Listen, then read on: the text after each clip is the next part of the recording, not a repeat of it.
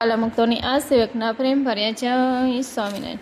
તારીખ 22/8/2026 વાર શનિવાર. વૈષ્ણવમૂળ ગઢડા મધ્યનું 20મું. સ્વામિનારાયણ હરે. સંવત 1878 પોષવદ 14ને દિવસ સ્વામી શ્રી સહજાનંદ મહારાજ શ્રી ગઢડા મધ્યે દાદા ખાચરના દરબારમાં શ્રી વાસુદેવ નારાયણના મંદિર આગળ બિરાજમાન છે ને ધોરો કેસ પહેર્યો છે, ધોરો ચોફાર ઓઢ્યો છે ને ઉપર છીટની રજાઈ ઓઢી છે ને મસ્તક ઉપર શેત ભાગ બાંધી છે ને પોતાના મુખારવિંદની આગળ મુનિ તથા દેશ દેશના હરિભક્તની સભા ભરાઈને બેઠી છે અને પરમહંસ તાર મુદગ વગાડીને કીર્તન બોલે છે. પછી શ્રીજી મહારાજ પરમહંસ પ્રત્યે બોલ્યા છે, આજે તો અમારા ઉતારામાં અમારી પાસે રહેનારા જે સોમલા ખાચર આદિ હરિભક્ત તેમને એક પ્રશ્ન પૂછ્યો છે, તેના સર્વ પરમહંસ મરીને ઉત્તર કરો. પછી પરમહંસ કહ્યું છે, હે મહારાજ, એ પ્રશ્ન અમને સંભળાવો. પછી શ્રીજી મહારાજ બોલ્યા છે,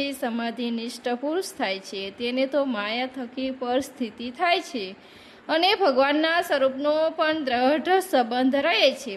માટે એ સમાધિ નિષ્ઠને તો જ્ઞાન શક્તિ તથા દેહ ઇન્દ્રિયોની શક્તિ તે વૃદ્ધિ પામી જોઈ. શા માટે જે માયા થકી જે 24 તત્વ થયા છે તે જડ ચૈતન્ય રૂપ છે, પણ એકલા જડ ન કહેવાય, તેમ એકલા ચૈતન્ય પણ ન કહેવાય અને તે તત્વમાં શક્તિ પણ સરખી ન કહેવાય. ઇન્દ્રિયો થકી અંતકરણમાં જાણપણું વિશેષ છે અને અંતકરણ થકી ઇન્દ્રિયો અંતકરણનો દ્રષ્ટા છે જીવ, તેમાં જ્ઞાન વિશેષ છે. તે જીવને જ્યારે સમાધિ થાય છે ત્યારે ઇન્દ્રિયો અંતકરણના દ્રષ્ટાપણાનો ત્યાગ કરીને માયા પર જે બ્રહ્મ તે સરખો એ જીવ ચૈતન્ય થાય છે અને ભગવાનના સ્વરૂપનો સંબંધ રહે છે. તે સમાધિવાળાને કેટલાક એમ સમજે છે જે જેની સમાધિ થાય છે તેને તો મોર સમજણ હતી તેટલી પણ રહેતી નથી. માટે સમાધિવાળાને જ્ઞાન તથા દેહ ઇન્દ્રિયોની શક્તિ વૃદ્ધિ પામે છે કે નથી પામતી એ પ્રશ્ન છે.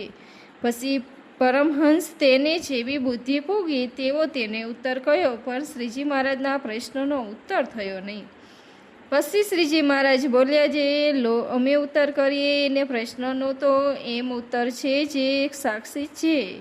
બ્રહ્મ તે તો માયામાંથી ઉત્પન્ન થયું, એવું જે 24 તત્વાત્મક બ્રહ્મ તેની વિશે પ્રવેશ કરીને તેને ચૈતન્યમાં કરે છે અને તેને સર્વક્રિયા કરવાની સામર્થ્ય આપે છે. અને તે બ્રહ્મનો એવો સ્વભાવ જે કાષ્ઠ તથા પાષાણ જેવું જડ હોય તેની વિશે પ્રવેશ કરે ત્યારે તે ચાલે હાલે એવું થઈ જાય છે. તે બ્રહ્મ સંગાથે સમાધિએ કરીને તુલ્ય ભાવને પામે ત્યારે એ જીવ પણ બ્રહ્મરૂપ કહેવાય છે અને તેને જ્ઞાનની વૃદ્ધિ થાય છે. અને ઇન્દ્રિયોની શક્તિ તો જ્યારે તપને નિવૃત્ત ધર્મ અને વૈરાગ્ય તેને યુક્ત હોય તેને સુખજીને જેવી સિદ્ધ દશા થાય છે. અને જેને તપ તથા નિવૃત્ત ધર્મ તથા વૈરાગ્ય તેને સામર્થ્ય પણ હોય અને ધર્મ અર્થ ને કામ રૂપ જે પ્રવૃત્તિ માર્ગ તેની વિશે રહ્યો હોય તેને તો સમાધિ થાય તોય પણ એકલું જ્ઞાન જ વૃદ્ધિ પામે, પણ ઇન્દ્રિયોની શક્તિ વૃદ્ધિ પામીને સિદ્ધ દશા ન આવે. ને જેમ જનક રાજા જ્ઞાની હતા તેવા જ્ઞાની થાય, પણ પ્રવૃત્તિ માર્ગવાળાને નારદ સનાકાદી સુખજી જેવી સિદ્ધ દશા ન પમાય. અને તે સિદ્ધ હોય તે તો શેત દીપાદિક છે, ભગવાનના ધામ તેને વિશે એ જ શરીરે કરીને જાય ને અલોક સર્વ ઠેકાની એની ગતિ હોય. તેને પ્રવૃત્તિ માર્ગવાળાને જનકની પેઠે કેવલ જ્ઞાનની જ વૃત્તિ થાય છે, પણ જ્ઞાન ઘટતું નથી. અને જેમ શ્રી કૃષ્ણ ભગવાનની ગીતામાં કહ્યું તેમ તો થાય જ છે. તે શ્લોક છે, એ શ્લોકનો એ અર્થ છે જેની વિશે ભૂત પ્રાણી માત્ર સૂતા છે તેની વિશે સ્વયં પુરુષ જાગ્યા છે, ને જેને વિશે ભૂત પ્રાણી માત્ર જાગ્યા છે તેની કોરે સ્વયં પુરુષ સૂતા છે.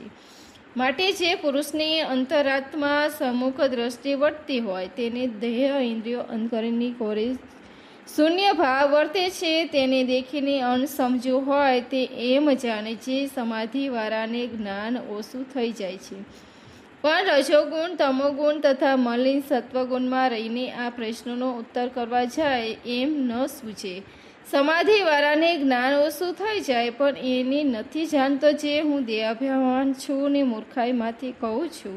માટે સમાધિવાળા તો દેહ ઇન્દ્રિયો અંતકરણથી જુદા પડીને વર્તે છે તો પણ જ્ઞાનની વૃદ્ધિ થાય છે, અને પાછો ઇન્દ્રિયો અંતકરણમાં આવીને વર્તે તો પણ પોતાની સમાધિને વિશે જે જ્ઞાન થયું છે તેનો નાશ થાય નહીં, અને તપ નિવૃત્તિ ધર્મને વૈરાગ્ય તેનું ગ્રહણ કરીને પ્રવૃત્તિ માર્ગનો ત્યાગ કરે તો જેમ જ્ઞાન વૃદ્ધિ પામ્યું છે તેમ ઇન્દ્રિયો અંતકરણની શક્તિઓ પણ વૃદ્ધિ પામે છે, અને નારાજ સનકાદિ સુખજીના જેવી સિદ્ધ ગતિને પણ પામે છે. ઇતિ વૈષ્ણવ ગઢડા મધ્યમાં પૂરું થયું. આ વિડીયો આપણને પસંદ આવે તો લાઈક, શેર, સબસ્ક્રાઈબ. જય સ્વામિનારાયણ.